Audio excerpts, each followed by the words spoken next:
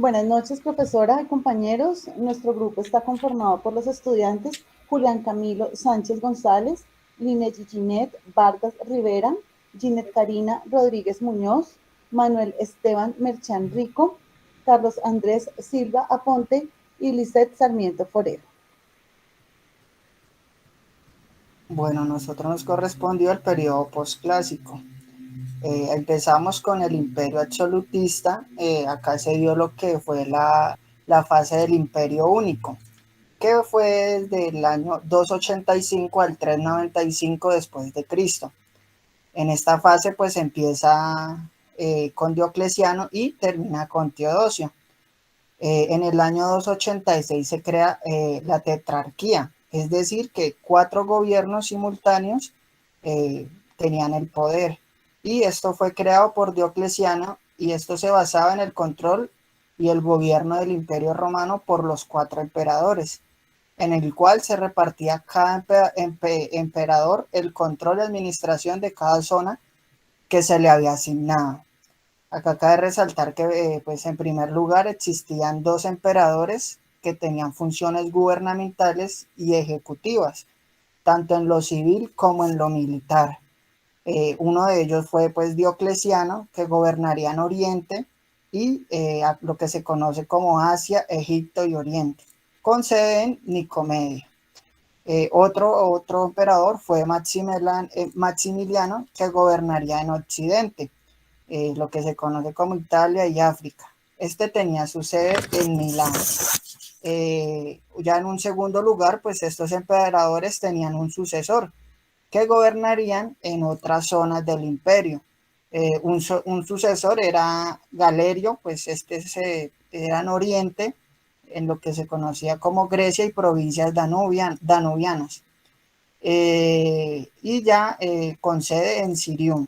Y otro es Constancio Cloro. Este pues ya gobernaba en Occidente, lo que era la Galia y Britania e Hispania, con sede en Trevis.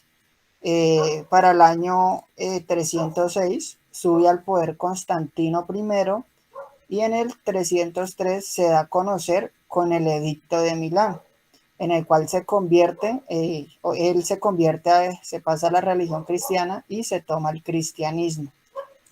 Con este edicto se permitía pues la libertad de cultos en Roma y que dejan de ser perseguidos los cristianos por practicar esta religión.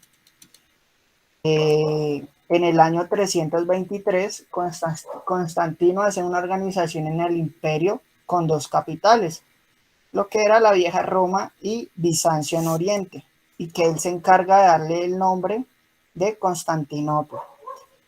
Ya para el año 325 empiezan dificultades en la religión cristiana y Constantino llama a una conciliación que en su momento se denominó o se llamó Concilio de Nicea, el cual su propósito era establecer la paz religiosa y construir la unidad de la iglesia cristiana. Este concilio él convocó a curas, a sacerdotes para hacer ese concilio, para que hubiera esa unidad de la iglesia cristiana. En el año 337, con la muerte de Constantino, empieza la separación de hecho del Imperio Romano, pues en el cual con esa separación fue también por parte de los hijos Constantino II, Constanza de Roma y Flavio Julio Constante y Cayo Flavio Julio Cristo. Para el año 379 llega Teodosio I y empieza su mandato en el imperio, dictando en el año 380 el edicto de Tesalónica, que declara la religión cristiana como religión oficial del imperio romano. Como vimos anteriormente, pues era la libertad de culto, escoger la religión que podían practicar, pero ya con este edicto de Tesalónica se rige ya como religión oficial el cristianismo en el Imperio Romano. Ya en el año 395 muere Teodosio I y es aquí donde empieza la fase del Imperio Doble. Bien, este periodo del Imperio Doble, pues precisamente se conoce así por la división que ocurre en el año 395, lo divide Teodosio antes de su muerte, pero en el momento de su muerte, pues digamos que ya empiezan a asumir los dos nuevos emperadores de cada una de las partes del imperio. Para el occidente quedó delegado Honorio y para Oriente quedó delegado Arcadio. Acá hay una particularidad y es que tanto Honorio como Arcadio, como eran muy jóvenes, van a estar, digamos, como a la guianza, pues, digamos, van a ser guiados por unos tutores, que va a ser Estilicón, y para la parte de Occidente, guiando a Honorio, y el tutor de Arcadio en el Oriente va a ser Rufino. Esto es importante porque más adelante se va a generar un conflicto, precisamente por la voluntad más de Honorio, más que de Honorio y que de Arcadio, va a ser de Estilicón y de Rufino. Digamos que esta división del imperio pues deja expuesto Occidente o toda la zona occidental a merced, ¿sí? Digamos que de los pueblos bárbaros. Entonces ocurren algunas invasiones bárbaras de diversos pueblos bárbaros. Los bárbaros eran aquellos quienes no hablaban el latín, principalmente germanos, pero no todos eran germanos, algunos procedían del norte de África. Y por el otro lado, por ejemplo, estaban los hunos. Entonces no todos eran germanos, pero sí empiezan a invadir lo que es el Imperio Romano y por lo tanto, pues digamos que desestabiliza la parte occidental. Digamos que, como lo mencioné anteriormente, Estilicón y Rufino, que eran los tutores de los dos jóvenes emperadores, pues los aconsejan y los aconsejan también, digamos, erradamente, y se da un conflicto precisamente entre los dos imperios, porque Estilicón le aconseja a Honorio la adhesión de la diócesis de Mesía, y esta situación, digamos que no le gustó precisamente a Arcadio y Rufino, hace que, o lo aconseja para que se declaren la guerra. Este va a ser entonces el primer conflicto armado entre los dos imperios, precisamente a causa de las decisiones más de los tutores que de los mismos emperadores. Esto entonces deja, como lo mencionaba anteriormente, supremamente expuesto a Occidente, principalmente a todas estas invasiones bárbaras. Y digamos, uno de estos pueblos bárbaros es lo que va a llevar también a la decadencia y a la caída de ese imperio romano de Occidente. Por un lado, tenemos que, digamos, en el lado oriental muere Arcadio y con la muerte de Arcadio, es sucedido por Teodosio II. En el lado occidental tenemos en el 423 la muerte de Honorio y es sucedido entonces por Giovanni, que era un asesor de la corte, pero Giovanni no es reconocido, digamos, como que no hace parte de la dinastía de Teodosio I, entonces no es reconocido por Teodosio II, el emperador en este momento del Imperio de Oriente, y al no ser reconocido, entonces nombran a Gala, que era la hermana de ellos, y posteriormente al hijo de Gala, que es Valentino III, que subió al poder del 445 al 453. En este periodo, digamos que no hay jurisprudentes, sino solo jurisconsultos, es decir, únicamente existe esa permisividad de hacer consultas, pero pues digamos que la jurisprudencia también se ve estancada, al igual que el derecho. ¿Por qué? Porque el derecho en este momento es únicamente dictado por el emperador. Tenemos entonces que Tulio Nipote, que es otro gobernador del Imperio Romano de Occidente, es vencido por Orestes en el 475 y entonces va Orestes, digamos que era un jefe militar, y él va a nombrar a su hijo Rómulo Augusto o Augustulo, como le decían de manera despectiva, que significa el pequeño. Entonces era Rómulo el pequeño, además porque asume a la edad de 10 años el poder, y digamos que él va a ser el último emperador de este imperio romano de Occidente. Es derrotado por Odoacre o Odoacro, lo saca del trono. Odoacro, precisamente, como lo había mencionado anteriormente, era un jefe bárbaro de los Herulos, por eso mencionaba la importancia de los pueblos bárbaros acá, un jefe bárbaro de la tribu de los Herulos, quien en el 476, a la cabeza de su tropa, invade Italia y en ese momento depone entonces al emperador Rómulo Augusto.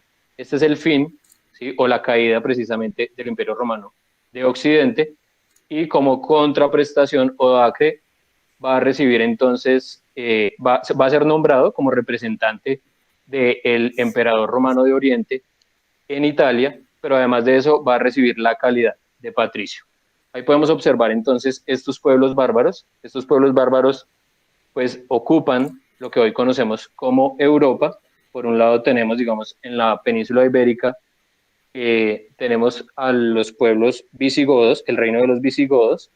Al centro de Europa tenemos entonces el reino de los francos. Ellos van ocupando todos estos lugares, generando también, digamos que unas nuevas identidades, generando también una nueva cultura híbrida también con toda esa cultura romana, y aparecen allí lo que se conocen como las lenguas romances, que tienen una base lingüística que es el latín y que son muy comunes y digamos que tienen muchas similitudes precisamente por su base que es el latín. Dentro de estas lenguas tenemos el francés, el italiano, el castellano, y esto es una muestra precisamente de lo que fue construyendo culturalmente Europa, también como legado de ese imperio romano.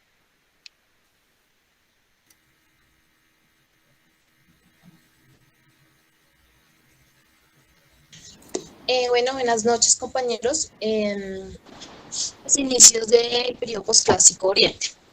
Para el Imperio Oriente, al contrario del Occidente, que representaba una gran bola de hierro armado, desde el punto de vista económico, fue muy rápido y ágil el pasaje de una nueva fórmula de organización civil, adecuada a los nuevos modelos de la organización helenística denominada el Imperio Bizantino.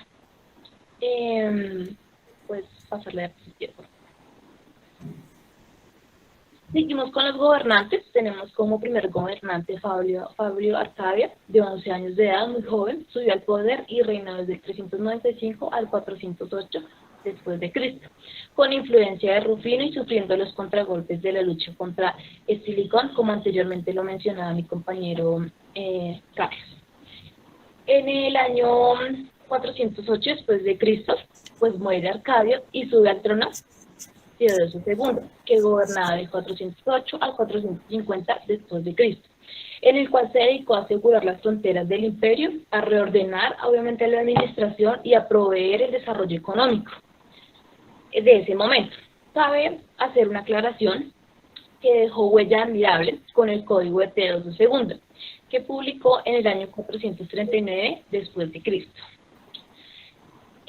Sigue Marciano, que él reinó desde 450 al 457 después de Cristo, a quien se le debe la convocatoria al Concilio Ecuménico de Calcedonia en el año 451 después de Cristo, que confirmó las doctrinas de la ortodoxia católica, que en ese momento se estaban viviendo. Gracias.